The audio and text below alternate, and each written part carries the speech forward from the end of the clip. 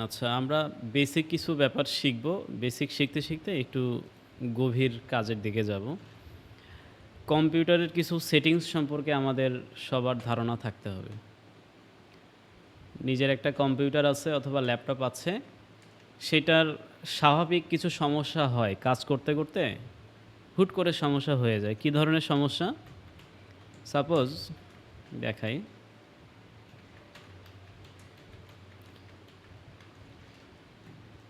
প্রধান যে সমস্যাটা হয়ে থাকে নতুনদের জন্য, কম্পিউটার অনেক সময় কম্পিউটারের ডিসপ্লেটা ঘুরে যায়, মানে উল্টা হয়ে যায়, ফ্লিপ হয়ে যায়। সেটা কেমন? আমি যদি এখান থেকে আমাদের ডিসপ্লে ওরিয়েন্টেশনটা আছে ল্যান্ডস্কেপ, এখান থেকে যদি পোর্ট্রেট করে দেই, খেয়াল করলে দেখা যাবে এটা বাঁকা হয়ে গেছে। এটা কি বাঁকা দেখা যাচ্ছে ওখানে? ওই কম্পিউটারে কি আগের মতোই দেখা যাচ্ছে? হ্যাঁ, কি দেখা যায়? ঠিকই আছে, মানে ওইটা এইভাবে বাঁকা হয়ে যাওয়ার কথা ডিসপ্লে। আচ্ছা, এটাতে হয়েছিল না, এটার দিকে একটু তাকালেই হবে। ওখানে ভিডিও তো, এই কারণে ওখানে হয়তো হচ্ছে না। সো এইখানে আমরা স্বাভাবিকভাবে আমাদের মাউসের রাইট বাটন ক্লিক করলে এখানে প্রপার কিছু সেটিংস পাই, যেগুলো আমাদের সবসময় কাজে লাগে। সেই সেটিংসগুলো এখানে ইনক্লুড করা আছে। সো এখান থেকে ডিসপ্লে যে সেটিংসটা আছে, এই জায়গা থেকে অনেক সময় আমাদের ডিসপ্লে ঘুরে যায়। মানে এই কাজ করতে করতে কিছু কিওয়ার্ড আছে, কিবোর্ড আছে, কি বাটন আছে, যেগুলোতে ক্লিক করলে ডিসপ্লে একাই ঘুরে যায়। তো এটা যদি হয়ে যায় তাহলে সাপোজ ধরলাম এখানে ল্যান্ডস্কেপ ফ্লিপ, আমি এখানে ক্লিক করলাম। এখন খেয়াল করেন আমাদের ডিসপ্লেটা একদম উল্টে গেছে। এখন এইটা যদি ঠিকভাবে দেখতে চাই, হয় আমাকে মানে চেঞ্জ করতে হবে, আমি উপর দিক থেকে দেখব, নাইলে এইটা এই কম্পিউটারটাকেই ঘুরে নিতে হবে, মনিটরটাকে। কিন্তু আসলে এটা তো পসিবল না, তাই না? তো ওই সময় যে আমরা বিপদে পড়ি যে এটা কি হয়ে গেল, হাই সর্বনাশ, কম্পিউটার তো নষ্ট হয়ে গেছে, এখন তো আমাকে মেকারের কাছে যাইতে হবে, ইঞ্জিনিয়ারের কাছে যেতে হবে। আসলে না, এইগুলো কোনো সমস্যাই না। এটা স্বাভাবিক দিক নির্দেশনা। আমরা কম্পিউটারকে যেই কাজের দিক নির্দেশনা দিচ্ছি, ভুল করে হোক অথবা ঠিক করে হোক না কেন, সে সেটাই শুনে চেঞ্জ হচ্ছে। সো আমরা এখান থেকে ল্যান্ডস্কেপ ফ্লিপ যখন আছে, এই ল্যান্ডস্কেপ ফ্লিপকে টেনে আমরা ল্যান্ডস্কেপ করে দিব। এর ফলে কি হবে? ডিসপ্লেটা আমার আগের মতো আবার হয়ে যাবে। ঠিক আছে? এবার কিপ চেঞ্জ করে দিলে ঠিকঠাক আছে। আবার অনেক ক্ষেত্রে আমাদের মূলত আমাদের মেইন জিনিসটা হচ্ছে ডিসপ্লে। এই ডিসপ্লের প্রবলেমটাই সবথেকে বেশি হয়ে থাকে।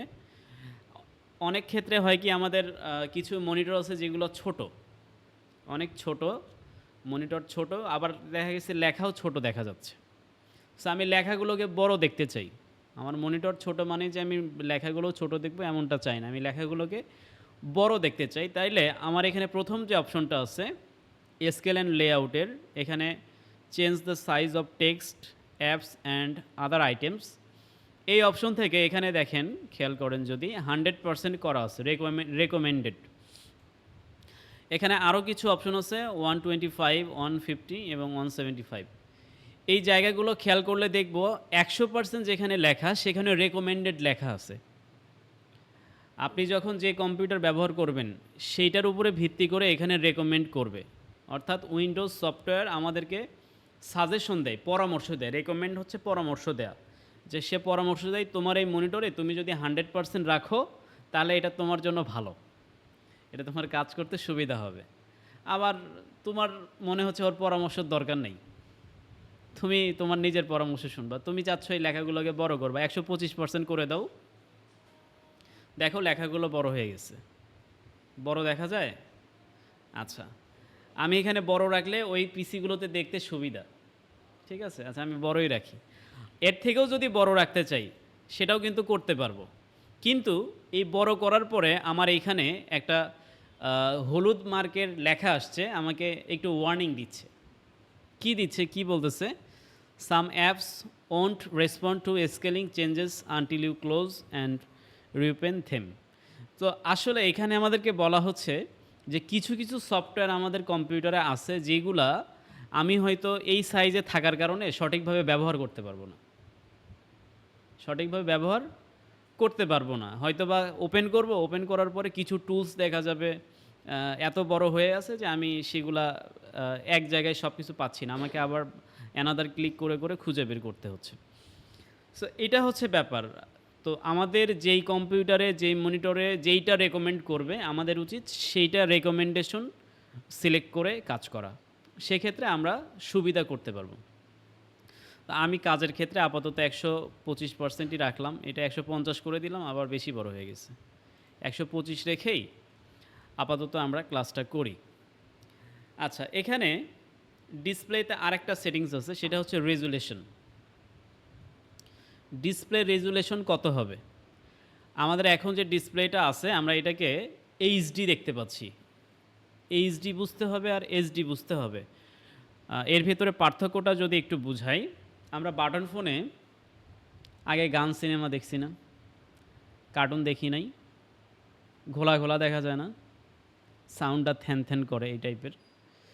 কিন্তু যখন স্মার্টফোনে, স্ক্রিন টাচ ফোনে, আমরা যখন অ্যান্ড্রয়েড ফোনে ওইটার এইচডি ভার্সন দেখি একদম ছকছক করে পানির মতো, মানে বাস্তবে যেমন ন্যাচারাল দেখায় তেমনটাই দেখায়।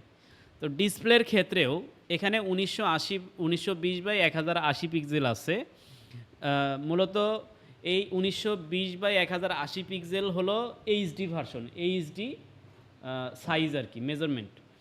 আবার এইটা যখন দ্বিগুণ হবে, সাপোজ ধরলাম যখন 3600 বাই দেখা যাবে 2500 হয়ে গেছে, তখন এইটা আবার 2K রেজুলেশন হয়ে যাবে, মানে এইচডির থেকে দ্বিগুণ, আরও ভালো দেখা যাবে। আবার ওইটাকে যদি আরও দ্বিগুণ করি তাহলে দেখা যাবে 4K। 4K এখন বেশি চলতেছে। আর 4K মানে হইল, সাপোজ একটা সিংহের ছবি তোলা হচ্ছে, ওই ছবিটাকে আমি জুম করে দেখতেছি বা সে নড়াচড়া যে করতেছে, তার পশম, তার লোমগুলো পর্যন্ত আমি খুব স্পষ্ট দেখতে পাবো, ঠিক আছে? অথবা একটা সাপ যাচ্ছে, অজগর সাপ, ওইটার গায়ের যে ডোরাকাটা দাগগুলো আছে সেগুলো আমি স্পষ্টভাবে দেখতে পারবো, ঠিক আছে? এটা হচ্ছে 4K রেজুলেশন। সো রেজুলেশন একটা গুরুত্বপূর্ণ ব্যাপার। আবার 1920-এর নিচে যদি আমরা রেজুলেশনে আসি তাহলে আর এইচডি থাকবে না, মানে এখানে যে আমি চকচকে দেখতে পাচ্ছি ঝকঝকে, এটা আর থাকবে না। আমি এই রেজুলেশনটাকে যদি কমিয়ে দেই, 1920-এর নিচে কমাই, সাপোজ 1024x768 করি, আমি কিপ চেঞ্জ করে দিলাম।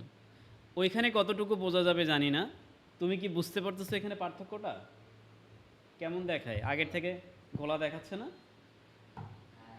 আগের থেকে কিন্তু ঘোলা দেখাচ্ছে। সো এইটা হচ্ছে রেজুলেশন ডিপেন্ড করে। অনেকে বলবে যে আমার কম্পিউটার মনিটরে কী হয়েছে, এটা কি ভালো দেখা যায় যায় না কেন? এটার মূল কারণ হলো এই রেজুলেশনটা সমস্যা থাকতে পারে। সেক্ষেত্রে রেজুলেশনটা যদি আমাদের কমানো থাকে, আমাদের দেখতে হবে সর্বোচ্চ রেজুলেশন কত আছে, 1024 বড় না 1920 বড়। তাহলে আমাদের সর্বোচ্চ রেজুলেশনটাকেই আমাদেরকে সিলেক্ট করতে হবে, তাহলে আমরা এখানে পরিষ্কার দেখতে পারবো বা ঝকঝকে দেখতে পারবো। আমি এখানে কিপ চেঞ্জ করে রাখলাম। সো এইটা হচ্ছে আমাদের ডিসপ্লের বেসিক সেটিংস, ঠিক আছে? এইটা আমাদের মাঝে মধ্যেই কাজে দিবে বা কাজে লাগবে। এই যে বড় করার ফলে আমার সব সফটওয়্যার একদম এলোমেলো হয়ে গেছে। আমি এইটার রেজুলেশনটাকে আমি হচ্ছে ইয়ে করি, 100% রাখি, যেহেতু রেকমেন্ড করতেছে। কিপ চেঞ্জ করে দিলাম, ব্যাস আবার পূর্বের অবস্থায় চলে আসছে।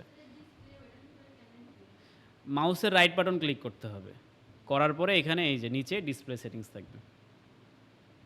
এছাড়াও যদি সেটিংস এখান থেকে না পাই, সেটিংসের ওই একটাই জায়গা, কোথায়?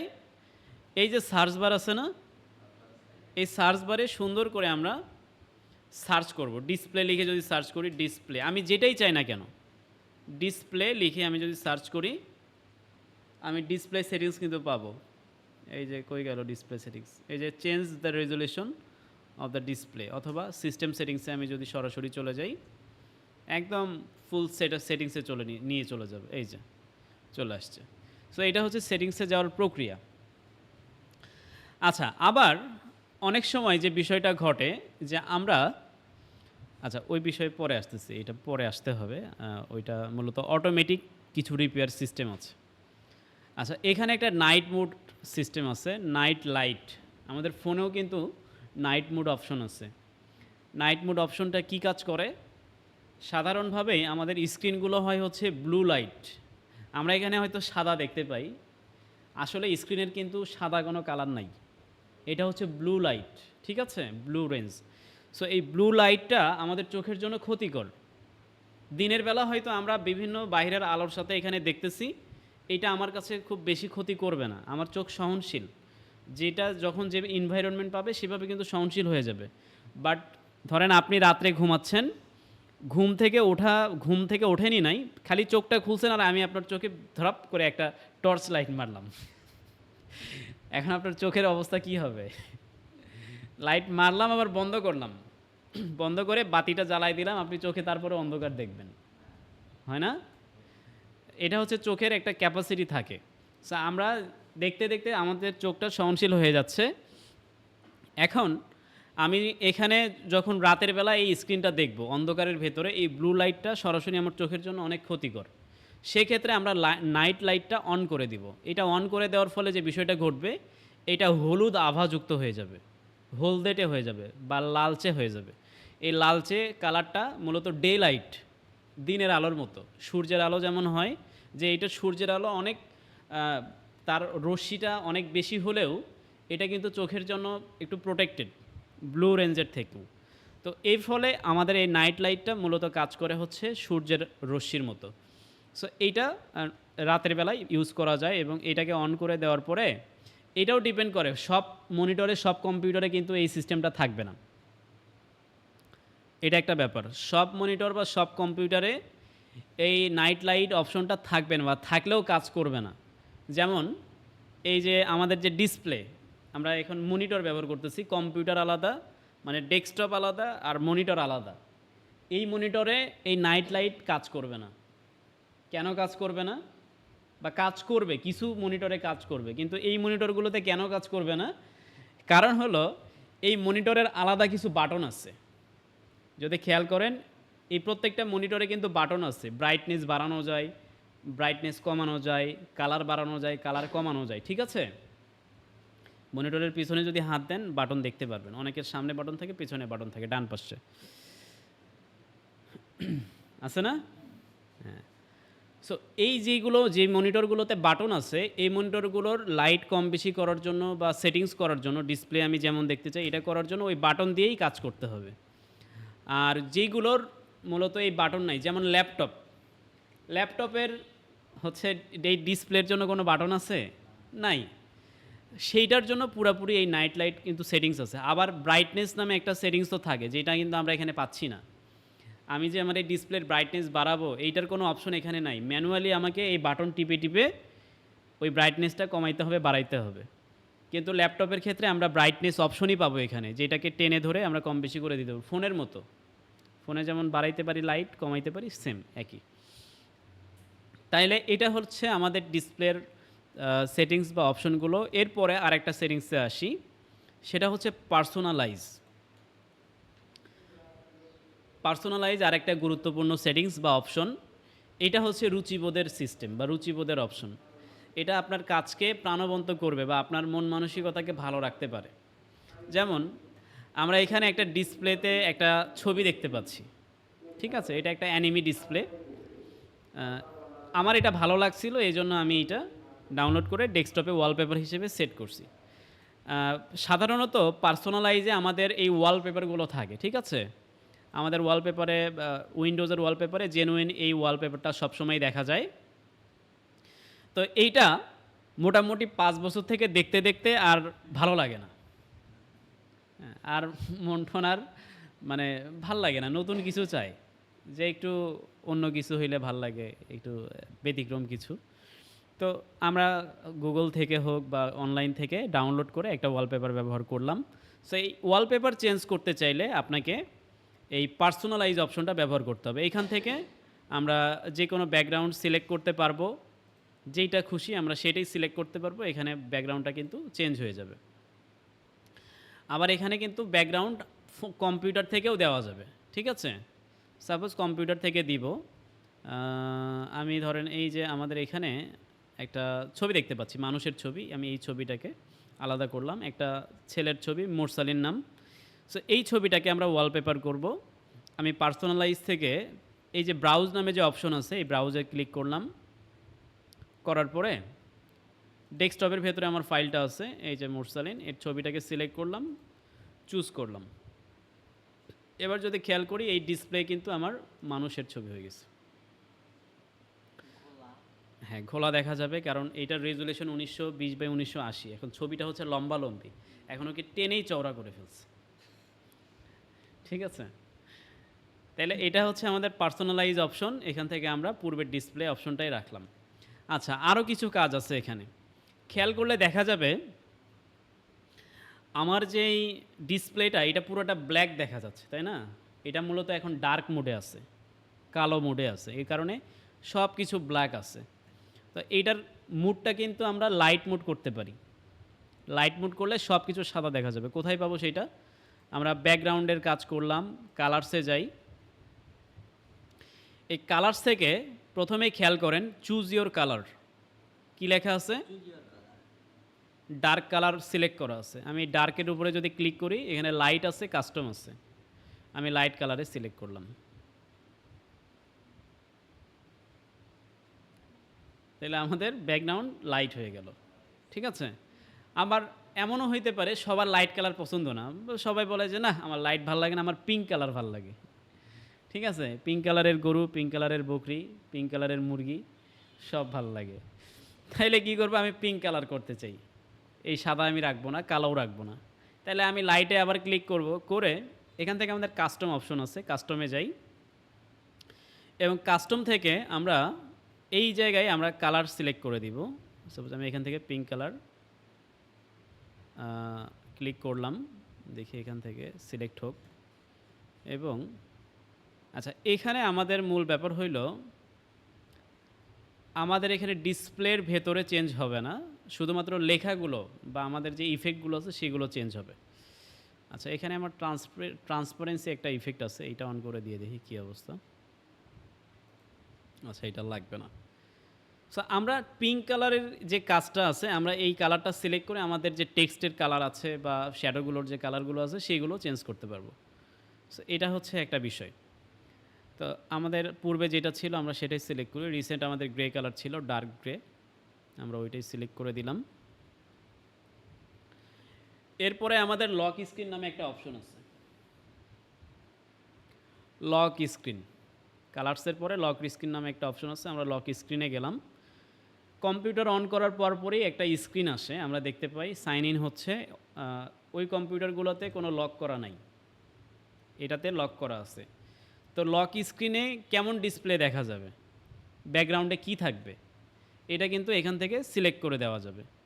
যার যেটা মনে হয় সেটা সে দিতে পারবে এখান থেকে, অথবা আপলোড করেও দিতে পারবে ওই ব্রাউজ থেকে। আচ্ছা, তারপরে আমাদের এখানে থিম আছে, আমরা থিমে একটু যাই।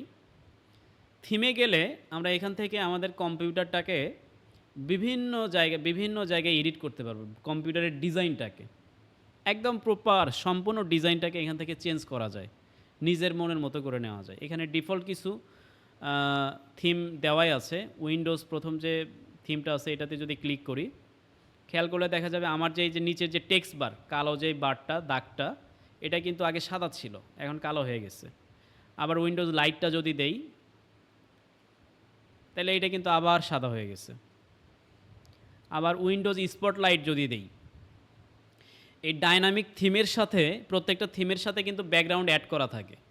তো এই যে আমরা এখন যে ব্যাকগ্রাউন্ডটা দেখতে পাচ্ছি, এইটা অল্প কিছুক্ষণ থাকবে, 15 মিনিট অথবা 30 মিনিট থাকার পরে এটা চেঞ্জ হয়ে অন্য একটা ব্যাকগ্রাউন্ড আসবে, আবার ওই সময় অনুযায়ী চেঞ্জ হয়ে আবার একটা আসবে। এই টাইমটা সেট করা যায়।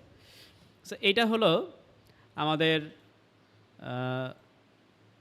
লক স্ক্রিনের পরে এটা কিসের থিমের কাজ। ঠিক আছে, এখান থেকে এইভাবে থিম সেট করা যায়, পছন্দ মতো আমরা থিম সেট করতে পারবো। আচ্ছা, তারপরে আসি ফন্ট। ফন্ট মানে কি আপনারা বুঝেন? হ্যাঁ, ফন্ট মানে কি? ফন্ট মানে লেখা, যে যেটা বুঝেন। ফন্ট মানে লেখা, অক্ষর, ভাষা, যে যেটা বুঝেন সেটাই। আচ্ছা, আমরা মাইক্রোসফট ওয়ার্ডে সবাই লেখালেখি করি না? সবাই তো লেখালেখি করলাম। প্রচুর লেখা লেখছি। মাইক্রোসফট ওয়ার্ডে একটা ফন্টের নাম বলেন তো, যেই ফন্ট দিয়ে আপনারা সবাই লিখছেন?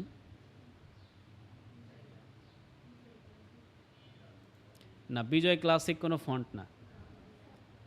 বিজয় হচ্ছে সফটওয়্যার, বাংলা লেখার জন্য একটা সিস্টেম। আর ফন্টের নামগুলো থাকে আলাদা। মূলত এই যে আমরা এখানে ফন্ট যে সিলেক্ট করি, এখানে হচ্ছে ফন্টের নাম থাকে। ঠিক আছে? তা আমরা যে বাংলা ফন্টগুলো দিয়ে লিখছি, একটা বাংলা ফন্টের নাম লেখেন, বলেন দেখি। হ্যাঁ, সুতনি এমজে। সুতনি এমজে হচ্ছে আমাদের বাংলাদেশে বর্তমানে শুধু না, অতীত থেকে সব থেকে পপুলার একটা ফন্ট সুতনি এমজে। হ্যাঁ, এটা মনে রাখতে হবে। এই ফন্টটা মূলত রেগুলার সব জায়গাতেই চলে। আজকের একটা সুবিধা হলো, আজকের ক্লাসে আমরা ফন্টের ব্যাপারে একটা ভালো ধারণা পাচ্ছি, এবং ফন্ট কোথা থেকে ডাউনলোড করব, কিভাবে ডাউনলোড করব, কিভাবে ইনস্টল করব, সেটাও আমরা শিখতে পারবো আজকে। এটা খুবই গুরুত্বপূর্ণ ব্যাপার। সাপোজ আমি এখানে কিছু লেখা লিখব, লিখি আমার সোনার বাংলা, আমি তোমায় ভালোবাসি। আচ্ছা, এই যে লেখাটা লিখলাম, এটাকে বড় করি, এই লেখাটাকে সেন্টারে করে নিই, ব্যাস। আমরা এই লেখাটা এখন একটা স্টাইলে আছে। আমরা যদি অন্য কোনো স্টাইল করতে চাই, লেখাটাকে সিলেক্ট করতে হয়, করার পরে এই জায়গায়, আচ্ছা এটা সোনার বাংলা ফন্টে চলে গেছে, আমি ইউনিকোড দিয়ে লিখছি, বিজয় ক্লাসিক দিয়ে লিখি নাই।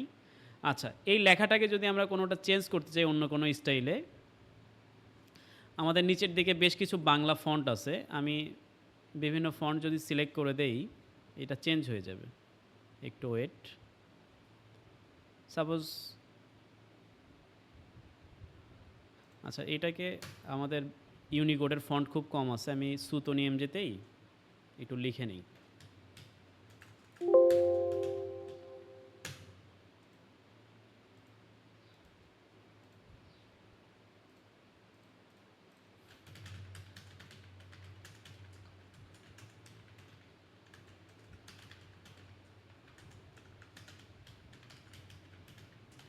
আচ্ছা, লিখলাম, ঠিক আছে।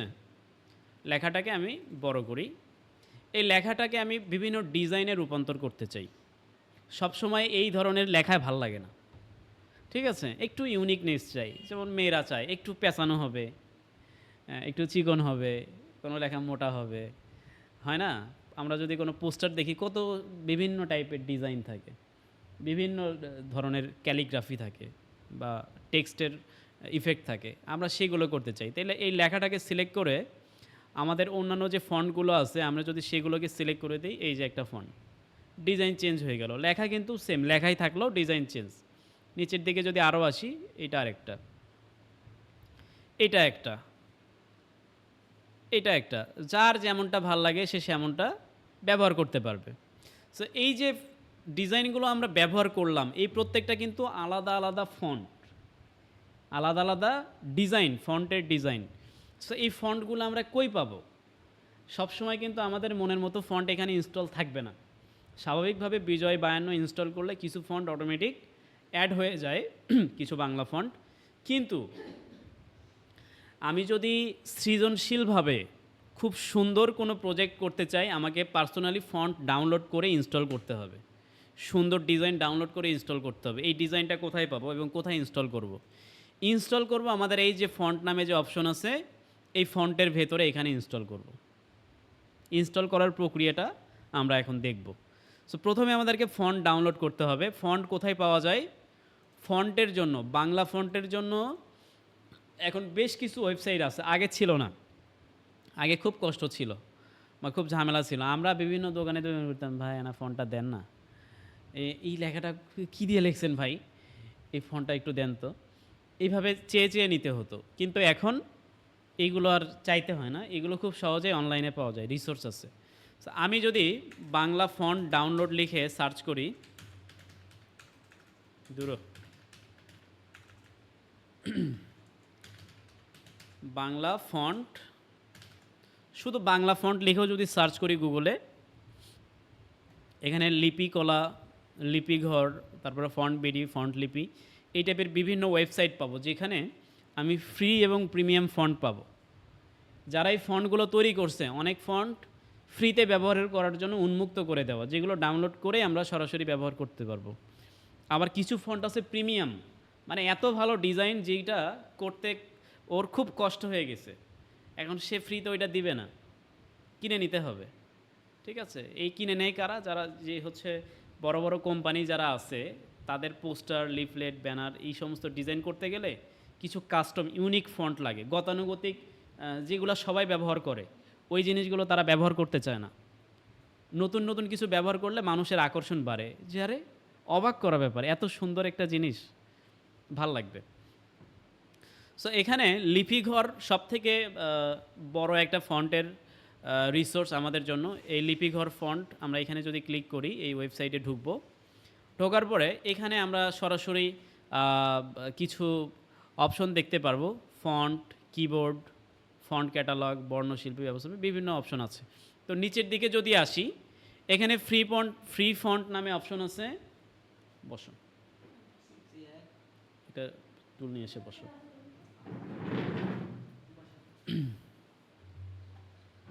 এখানে ফ্রি ফন্ট নামে অপশন আছে, আবার এখানে প্রিমিয়াম ফন্ট নামে অপশন আছে, আবার প্রিমিয়াম ফন্ট।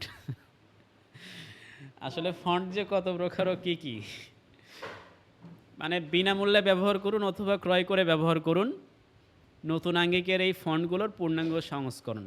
ঠিক আছে, প্রিমিয়াম মানে ফ্রিতেই কিন্তু প্রিমিয়ামের মতো, এই টাইপের ফন্ট, এটাকে বলা হচ্ছে প্রিমিয়াম। নতুন একটা ব্যাপার। ঠিক আছে, তো আমরা এখানে দেখতে পাবো আসলে কোন ফন্টগুলোর বৈচিত্র্য কী। এখানে ফ্রি ফন্টে লেখা আছে বাংলা ভাষাকে উৎসর্গ মণ্ডিত করার জন্য আমাদের কিছু ফ্রি ফন্ট, যেগুলি সকলের ব্যবহারের জন্য উন্মুক্ত, যে কেউ ডাউনলোড করে ব্যবহার করতে পারবে। প্রিমিয়াম ফন্ট মানে হচ্ছে দৃষ্টিনন্দন নতুন আঙ্গিকের ফন্টসমূহের ক্রমবর্ধমান সম্ভার থেকে সুলভ মূল্যে বেছে নিন আপনার পছন্দের ফন্ট। মানে খুবই ইউনিক যে ফন্টগুলো হবে, যেগুলো এক্সক্লুসিভ, এক্সক্লুসিভ বোঝেন আপনারা? এক্সক্লুসিভ মানে মানে ওয়ান অ্যান্ড অনলি, যেমন সুমাইয়া সেতু ওয়ান অ্যান্ড অনলি, এদের মতো আর পৃথিবীতে আর একজনও নেই। ঠিক আছে, এরা হচ্ছে এক্সক্লুসিভ। আমি এক্সক্লুসিভ, আমার মতো আর কেউ নেই, আছে দ্বিতীয় কেউ নাই। হ্যাঁ, 7জন বলে থাকে আমি জানি না, থাকতেও পারে। তো আসলে আমরা প্রত্যেকটা মানুষই কিন্তু এক্সক্লুসিভ, কেউ কারো মতো না। 7জন থাকতে পারে, থাকলে আছে, কিন্তু আমার মতো নয়। হ্যাঁ, হ্যাঁ, ঘোড়াঘাটে নাকি হাফিজ স্যার আছে আমার মতো, তাই না? আমি ওনার মতো। তা আসলে অনেক বৈচিত্র্য এখানে ছিল।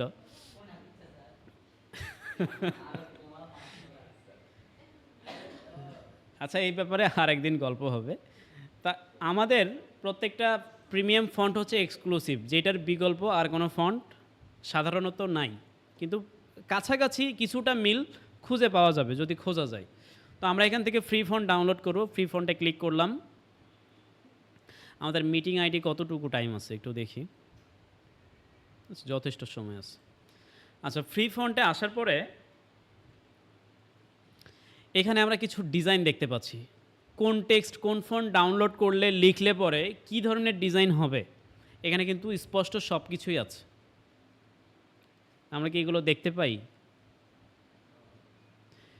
এবং এখানে দেখতে পাচ্ছি প্রায় 23টা পেজ। ঠিক আছে, এবং ফন্টের প্রত্যেকটা ফন্টের কিন্তু আলাদা আলাদা নাম আছে, খেয়াল করেন। মেহেদি 21, আলিনুর নবীন, হাসান প্রতিলিপি। আচ্ছা, আমরা এখানে আসার পরে পপুলার ফন্ট যেগুলো বেশি ব্যবহৃত হয় বা যেগুলো কম ডাউনলোড হয়, কম ব্যবহৃত হয়, সেগুলো কিন্তু এখান থেকে যাচাই বাছাই করে বের করতে পারবো। খেয়াল করেন, যেগুলো সবার উপরে আছে এগুলো আসলে অনেক বেশি, অধিক ডাউনলোড হয়, অনেক পপুলার। সাপোজ এই ফন্টটা যদি দেখি, আলিনুর নবীন, এই ফন্টটা আমিও ব্যক্তিগতভাবে অনেক ব্যবহার করেছি বিভিন্ন আমাদের পোস্টার ডিজাইনের জন্য। সো এখানে 30,559 জন মানুষ এই ফন্টটাকে ডাউনলোড করেছে। কতজন? আচ্ছা, 30,000 জন। এরপরে এইটাকে দেখি, এটা ১৬,০০০ জন, এইটা ১৮,০০০, এই যে শহীদ সাফাত সামির, এই ফন্টটা ৯০,০০০, এইটা আবু জে এম আক্কাস ৯১,০০০, শহীদ আবু সাইদ, আবু সাইদের নামেও ফন্ট বের হয়ে গেছে। সো এটা ৪৩,০০০ ডাউনলোড হয়ে গেছে এবং ফন্টটা কিন্তু অনেক সুন্দর। আমরা শহীদ আবু সাইদের এই ফন্টটাকে ডাউনলোড করব। সো আমরা এখানে ডাউনলোডে ক্লিক করি।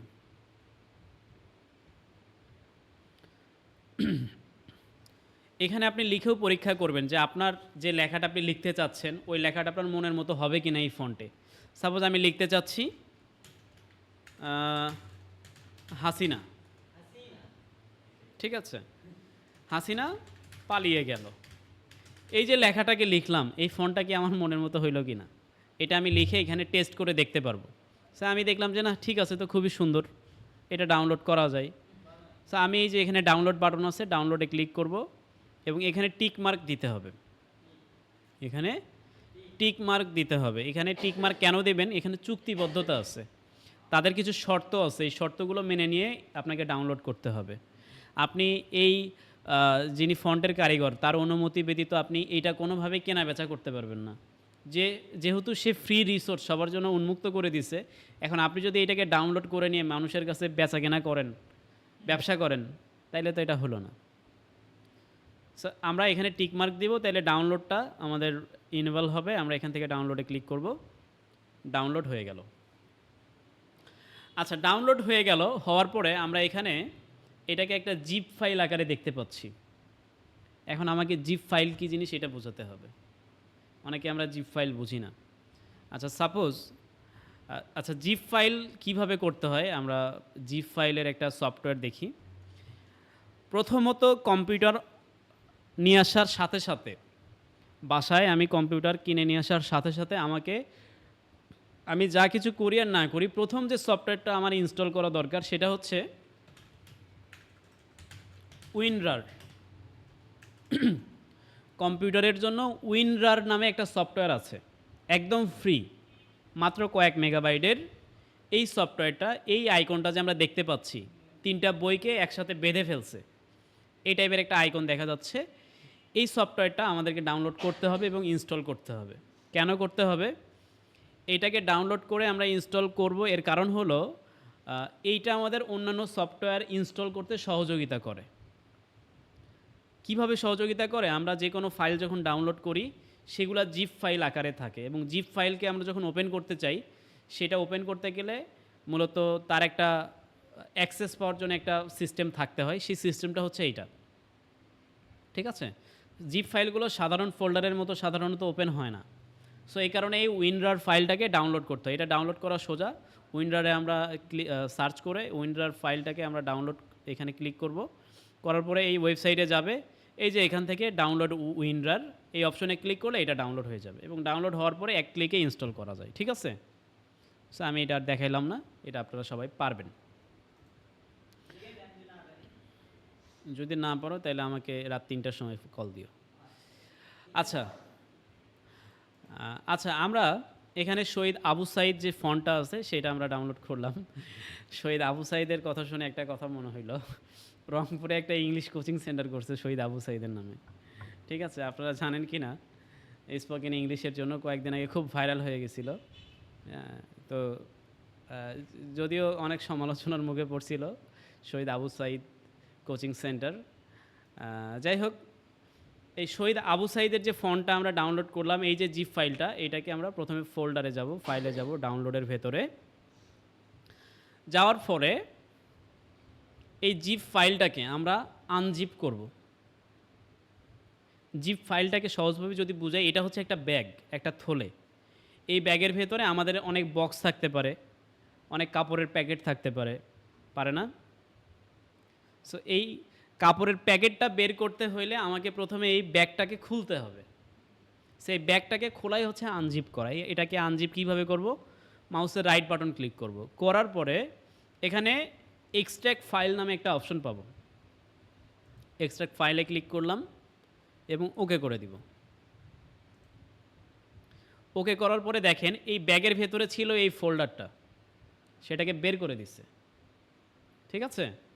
এই ফোল্ডারটা যে বের করে দিল এইটার মধ্যেই আছে ফন্ট। আমি এই ফোল্ডারে ডাবল ক্লিক করে ঢুকলাম, আবার ঢুকে এখানে আমরা আরও ৩টা ফোল্ডার দেখতে পাচ্ছি। ৩টা ফোল্ডার কি, কি?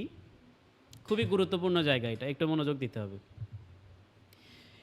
ANSI V1 বা ANSI V2 এটাকে আলাদাভাবে আবার বলে ANSI, ANSI V1, ANSI V2 আর এটা হচ্ছে ইউনিকোড।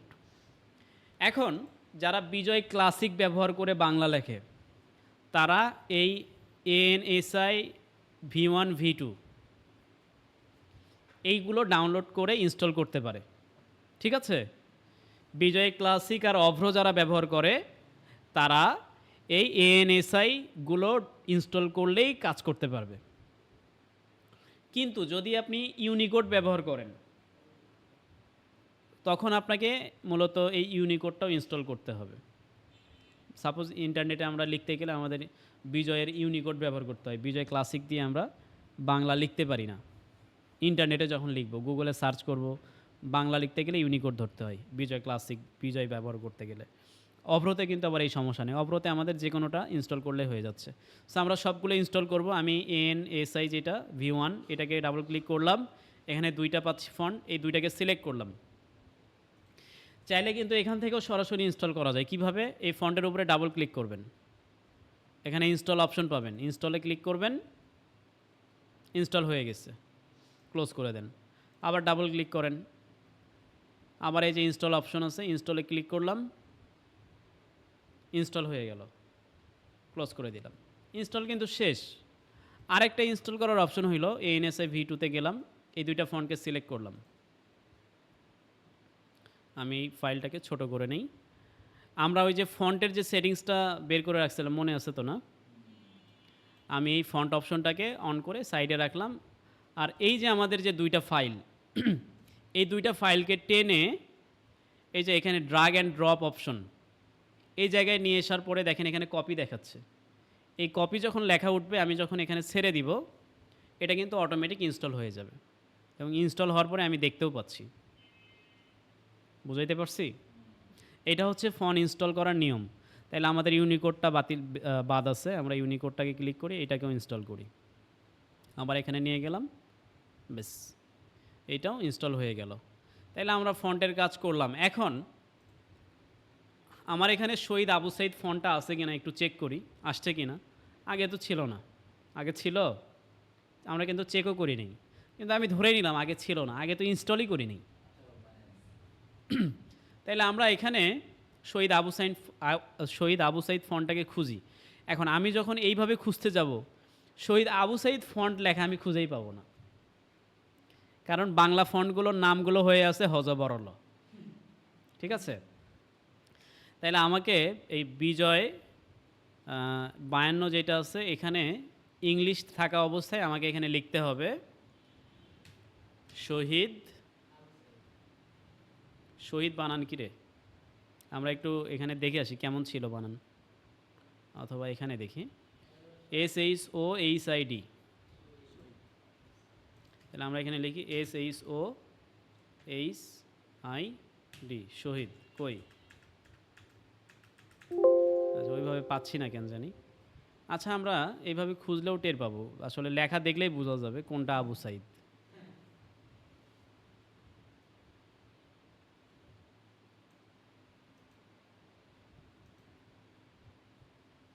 আচ্ছা, আমরা যে ফন্ট ইনস্টল করলাম ওইখানে একটু দেখি, এইভাবে খুঁজে পাওয়া তো মুশকিল হয়ে যাবে। LI শহীদ আবু সাইদ, এই জন্যে আসতেছে না। তাহলে আমাদের প্রথমে লিখতে হবে LI, তারপরে লিখতে হবে শহীদ, তাহলেই পাবো। আমরা আবার লিখি এখানে, হ্যাঁ, LI SHOHID, এই যে শহীদ, LI শহীদ আবু সাইদ চলে আসছে, ইন্টারপ্রেস করে দিই। তাহলে আমরা আমাদের কাস্টম ফন্ট ডিজাইন করে ফেলতে পারলাম। ঠিক আছে? এইভাবেই কিন্তু আমরা বিভিন্ন সৃজনশীল ডিজাইন অ্যাড করতে পারি। ঠিক আছে? বিভিন্ন সৃজনশীল ডিজাইন অ্যাড করা যায়, সুন্দর করা যায়। এই লেখাটাকে আমরা বোল্ড করে দিলে কেমন লাগবে, এরকম হয়ে গেল। ছোট করলে কেমন লাগে, এমন হয়ে গেল। সো বিভিন্ন সৃজনশীলতা অ্যাড করা যায়। এটা হচ্ছে ফন্ট ইনস্টল এবং ডাউনলোড করার সিস্টেম। আশা করি ফন্টের ব্যাপারে আমরা বিস্তারিত জানতে পারলাম। তারপরে কি আছে? স্টার্ট। স্টার্ট বার কোনটা? স্টার্ট হচ্ছে এই যে এইটা। এটা সাধারণত যেমন আছে তেমনই রাখার চেষ্টা করবেন। এখানে এত মাথা ঘামানোর কোনো দরকার নেই। তারপরে আছে টেস্ক বার। টেস্ক বার কোনটা জানেন?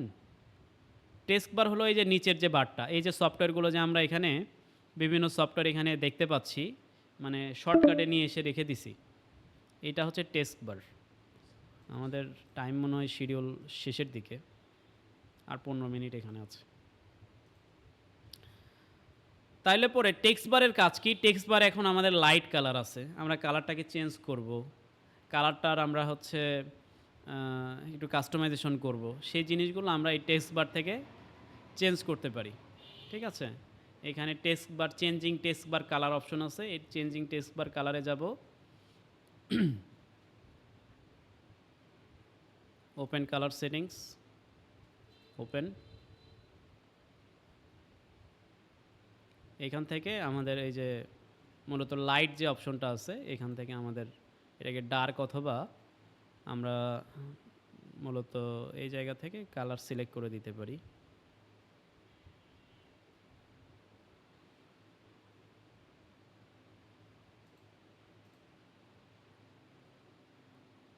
তাইলে আমাদের এই ব্যাকগ্রাউন্ড এখানকার যেই মূলত আমাদের টেক্সট বার আছে এটা চেঞ্জ হয়ে যাবে।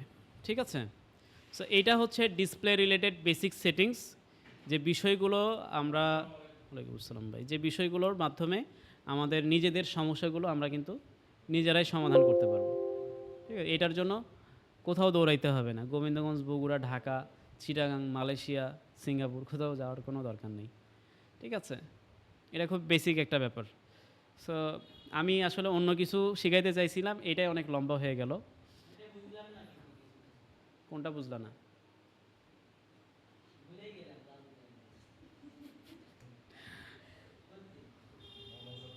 তুমি খুব দুঃখ দিলা জিহাদ, তোমার মামা শুনলে মাইন্ড করবে।